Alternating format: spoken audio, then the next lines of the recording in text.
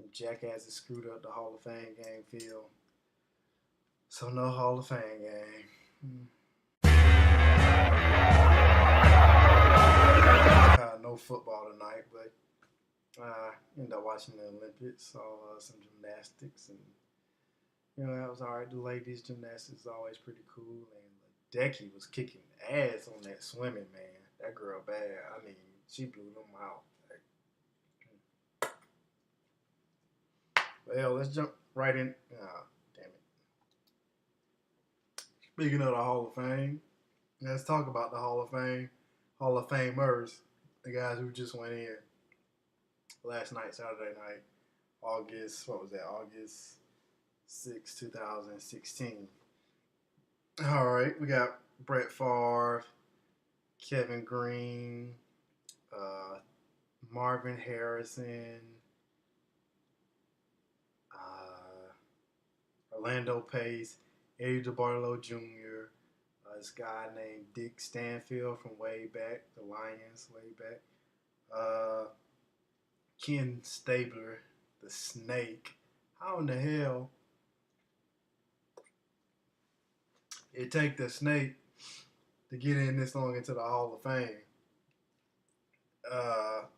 Somebody got to answer for that. I mean, when I grew up, every year around the time of the Super Bowl would be these old NFL films, the like replays and highlights of the Super Bowl, and it'd be the Raiders from the '70s, and Ken Stabler, was the guy, was the man, was the leader. The guy was the league MVP, and he won the ring. Ken Stabler should have been in the Hall of Fame. His statistics are mind blowing, but Ken Stabler is a fucking Hall of Famer. Come on. They got it right eventually. Too bad, he passed a few years ago. He wasn't able to enjoy the festivities. But and Tony Dungy was also a Hall of Famer this year. I want to comment a little bit about Tony Dungy's inclusion into the Hall of Fame. Now, I'm probably going to get hammered for this. I don't know if Tony Dungy is really I don't know if he's a Hall of Famer, to be quite honest with you. I think he's a really good coach, but I think the Hall of Fame, I think you should be better than really good to be in the Hall of Fame. That's just my opinion. When you say Hall of Fame, right?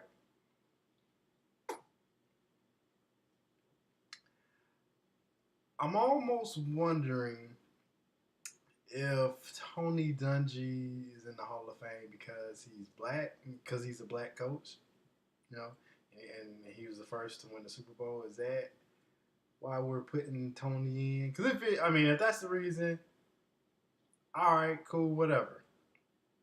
But just him as a like he's in, Jimmy Johnson isn't in.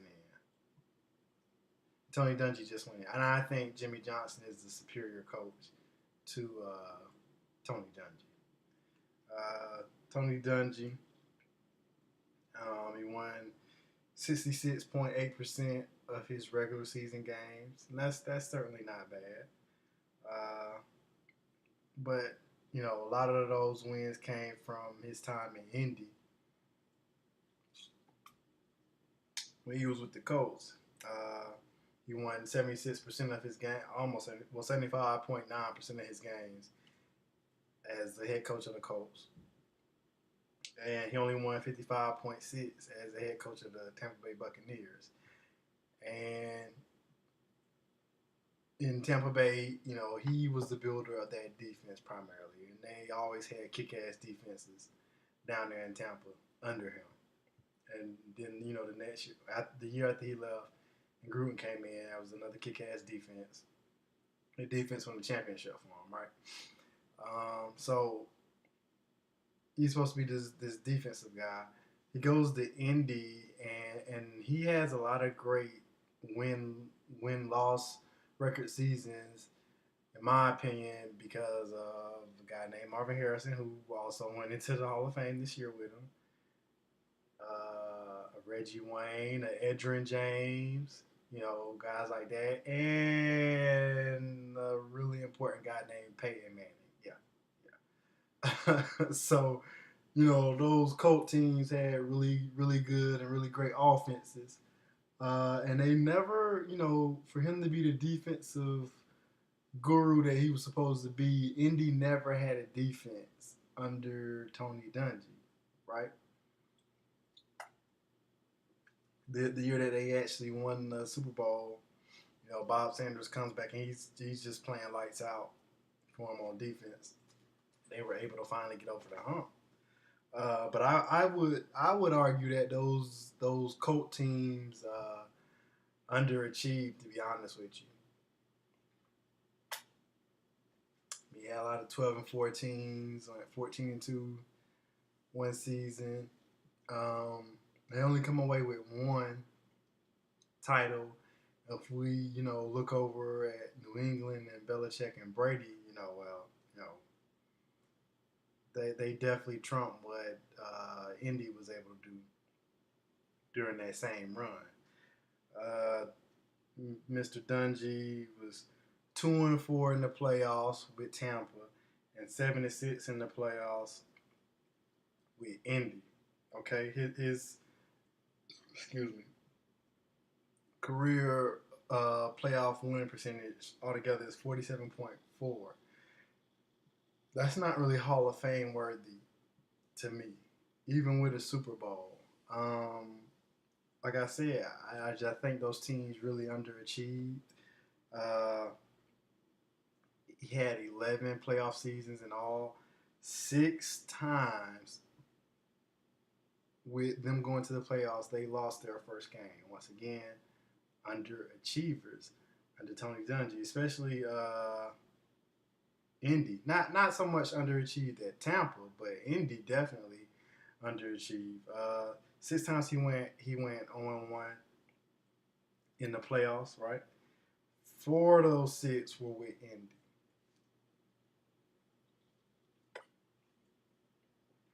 I don't really know if that's Hall of Fame worthy. I'm not trying to hate on Tony Dungy. I think he's a good guy. Like I said, I think he's a really good coach. I don't know if he's one of the best ever. When we're talking Hall of Fame, we're supposed to be talking about best ever. Now, I just don't. When I think Tony Dungy, I don't think one of the best ever coaches. I don't. I'm sorry. His teams kind of struggle in pressure situations. But he does have a championship. He was the first black coach to win the Super Bowl in the NFL, and I really think that's the main reason he got elected to the Hall of Fame. And whether I think he's a Hall of Famer or not, he's a Hall of Famer. So, congrats to all the Hall of Famers. I watched the ceremony and all the speeches, and damn, Brett Favre, like it's the reason why they held you off last, because his speech. It was good, but it went on forever and forever and forever and forever. But congrats to all the class of 2016 NFL Hall of Fame. I wish you would have got the game. How you not gonna have the Hall of Fame game? That signals that football is here. It's the changing of the seasons. It's like winter. That's like the White Raven in Game of Thrones. Winter is coming. When you have the Hall of Fame game, football is coming back.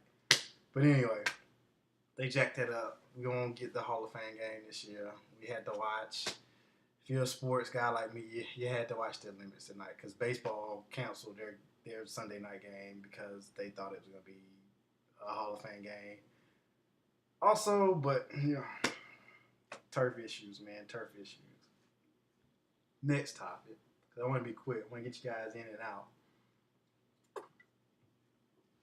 I gotta talk about my man, Nick Saban. Come on, man. Last week, I gave you a shout out. I called you the greatest damn college football coach of all time.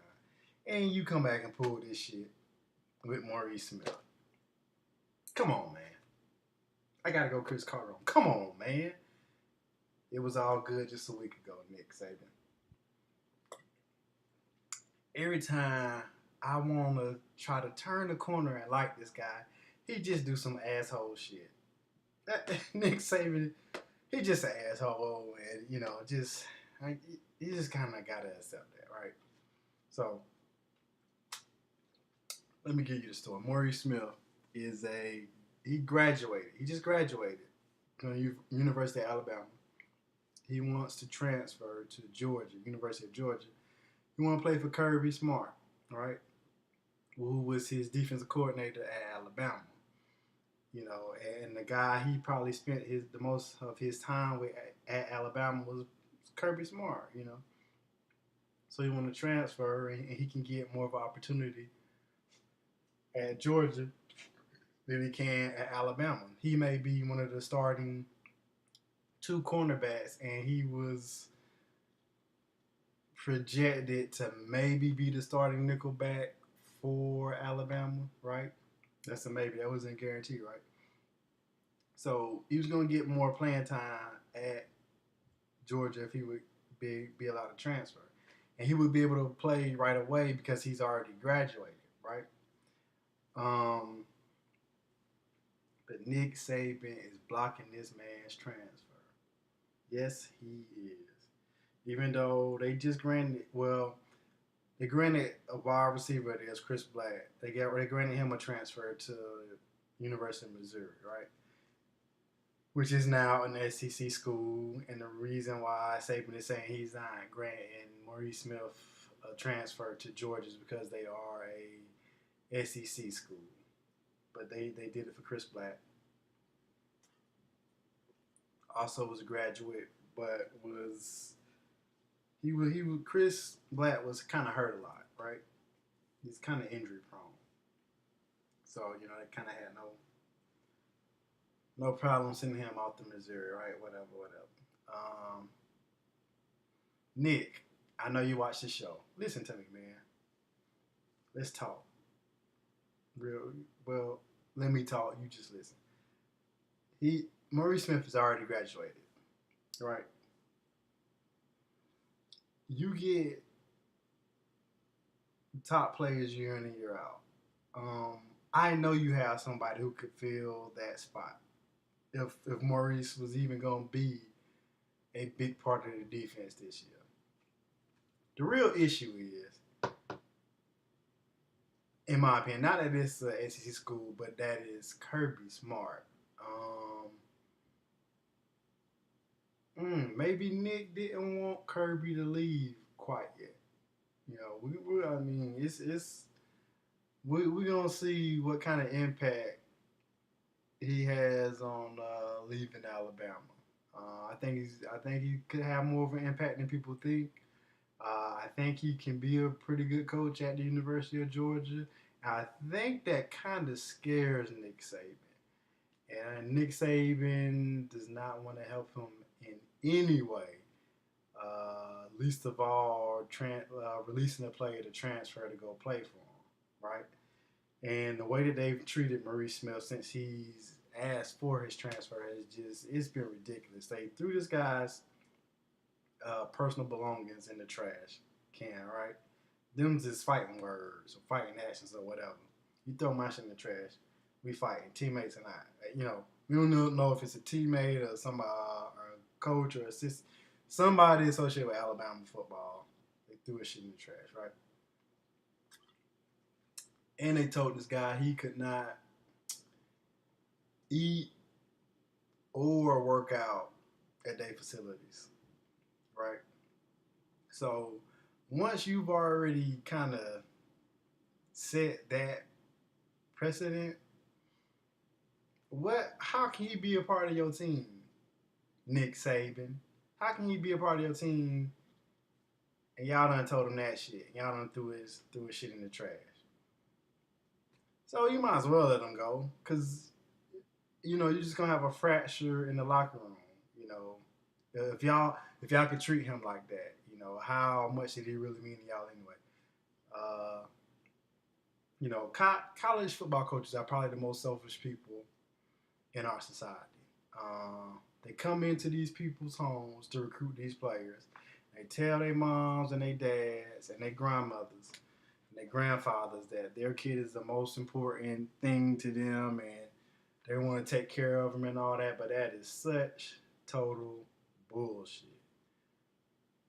College football coaches are out for themselves. Nick Saban is in the interest of Nick Saban here, and he always has been. And most college football coaches are. Most coaches definitely, but I think it's even worse for college football coaches. Um, you can tell Nick Saban can go recruit a kid and tell him to come to Alabama and say, hey, come commit 3 to 4 years of your life here, and you know Nick Saban can take a job at any point to go somewhere else for a bigger payday, and no one's gonna bat an eye about it, and that's okay and that's accepted, right? So you gotta understand, even at the college level is just as much of a business as the professional level. When there are $1 billion deals going down, it's a business. All that student athlete crap, man, you can toss that shit up out of here. That's that's no longer a part of the equation. So Nick, you make too much money. You got too many players. You're too great of a head coach. What damage could letting this guy who's already graduated transfer to Georgia for? Seriously, are you that afraid of Kirby? But I tell you what, it's definitely gonna be that's gonna be a rivalry in the SEC as long as Saban is at Alabama and as long as Kirby Smart is at Georgia. So keep your eye on that. Keep your eye on that for sure. Next, definitely gotta let me open another bill. If I start running my mouth, I'll talk about my man Russell Westbrook, who just got a raise. Let me clarify. He's in the news for signing a new deal. Wasn't necessarily a new deal. It was kind of like a renegotiation of his old deal. I mean, they only added a guaranteed year to it. He was scheduled to make about 17 million in this upcoming season. He's now going to make 26 this season, and next season he's going to make 28. And then the season after that, he can either opt in for 30 million. Damn, that's a lot of money. Or he can opt out and become a free agent, right? So we know it's a 1 year extension, right? So it buys OKC a little bit of time, right?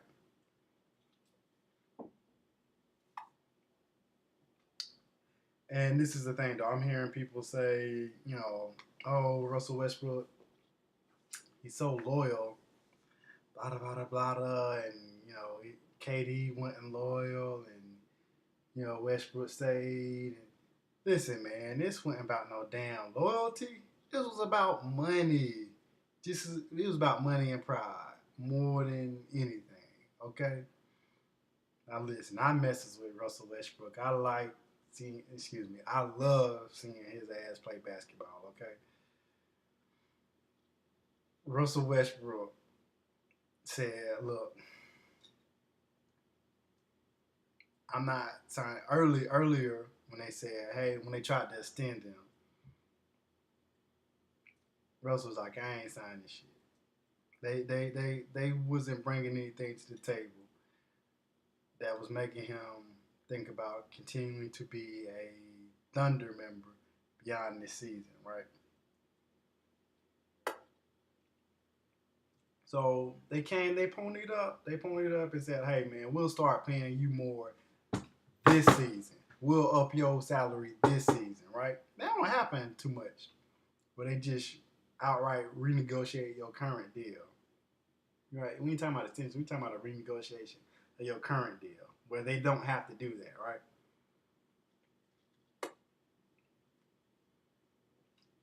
So they do that, right? And then, Russell Westbrook being the guy that he is, he says, okay, I get to be the man of the team. I get to show y'all what I'm really about. Because when KD was here, y'all was saying, I was the problem and I was, you know, reason we couldn't get over the hump or whatnot. You know, now Russell Westbrook gets to have his team. He's the guy, and so that factor into it, somewhat, and he doesn't have to totally start all over. Because if he, a lot of people were saying him to the Lakers, if he would have went to Lakers in the off season or during trade this season, whatever, he would kind of have to start all the way over. That's not a good roster in LA, and it would be even worse if they would have traded because they would have had to trade some pieces, right? And even if he would have signed as a free agent in the offseason next summer, that's still not a good roster, right? That's a good time some other free agents around. So he gets to stay in OKC. He doesn't have to start all the way over. Um, it's not a bad roster. I don't think it's a. I think OKC. I think the front court is lacking a lot. I think they'll probably be like a 6 to 8 seed. Honestly, I kind of be surprised if they go higher than that, higher than the 6 seed. Oladipo and Westbrook should be fun, and we're seeing Steven Adams emerge. But they got Ursan, Ilyasova. I can't even think of who the other front court player is. So if I can't even think of his name, that's all you need to know right there, right? Uh, so we'll see what the Thunder do this year. It's really gonna be exciting. That OKC Golden State game. That's one to tune in. Do not miss that one. I mean, Russell Westbrook gonna try to put Stephen Curry and KD on their ass. So make sure you keep up with that one when the NBA schedule comes out.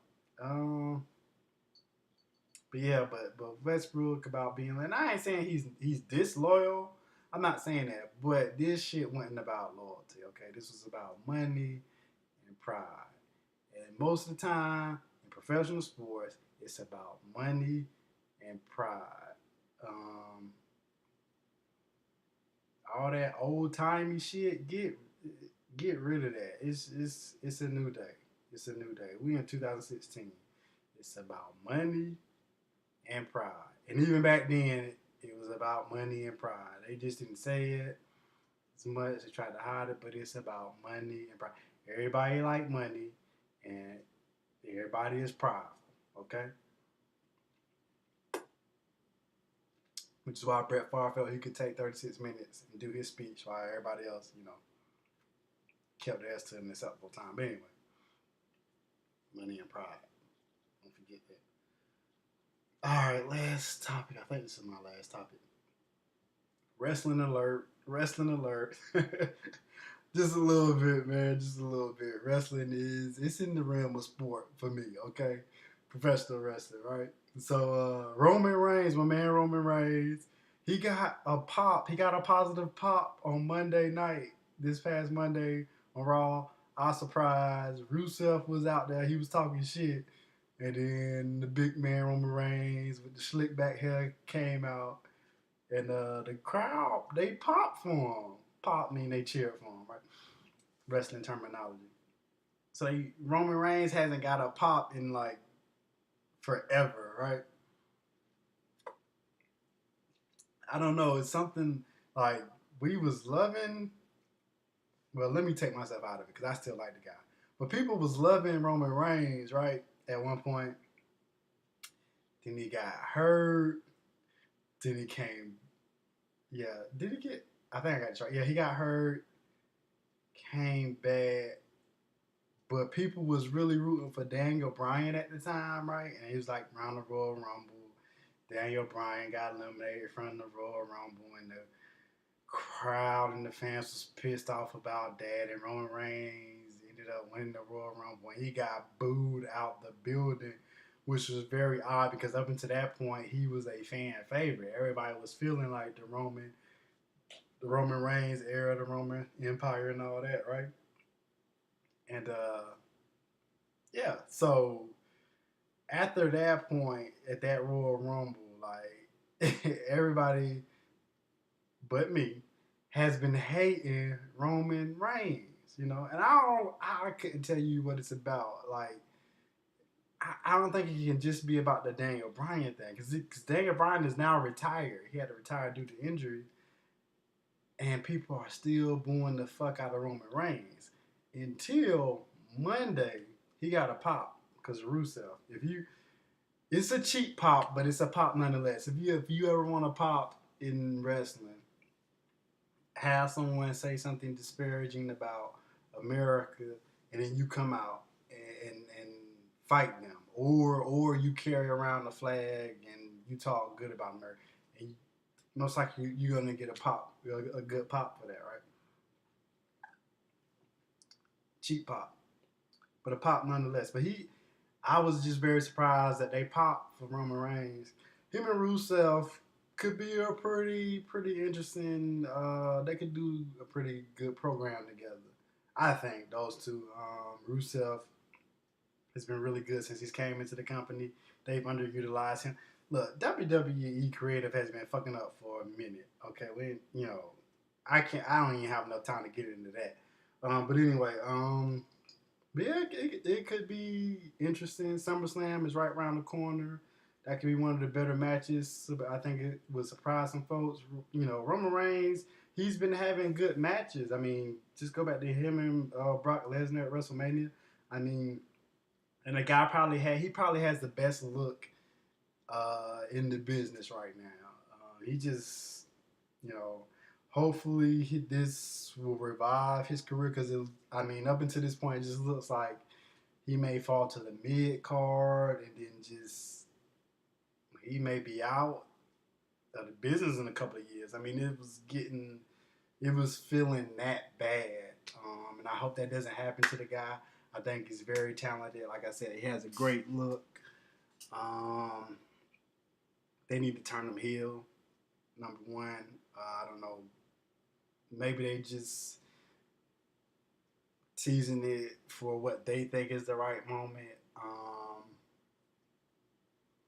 But I think he could shine as a heel or an anti-hero. I mean, when Roman Reigns was in the Shield, those guys, they kind of started off as heel. They were heelish, and then they kind of went to the anti-hero route, and they were cheered all the way through. But even more so when they were the anti-heroes, if you ask me. But yeah, Roman Reigns can definitely be that new badass if they let him be. He's not fucking John Cena. Don't try to turn Roman Reigns into John Cena because it's not gonna work. Right? Let Roman Reigns be Roman Reigns, and hopefully we can still save his career. I think that's it for this third episode of Beer and Ball. Thank you for joining me. Football right around the corner, about damn time. Kenny Stabler in the damn Hall of Fame, about damn time. Olympics is here. Check that out. About damn time. Gymnastics and the swimming and the track and field. Okay, and the weightlifting and the wrestling. That's about like all I care about. Yeah, I don't really fuck with Olympic basketball because come on, like really. But yeah, that's it. Signing out. I hit you on the next one. Go Noles. Oh yeah, I'm sorry, I almost forgot. Congratulations, Ichiro 3,000 hits. That's a major accomplishment. Congratulations, dude. And my cousin, get well. I love you. I know we used to fight like cats and dogs when we was younger, but get better so we can continue to fight like cats and dogs Even though we don't fight like cats and dogs, we pretty cool now. But still, get your ass better, man. Beer and Ball. I'm out.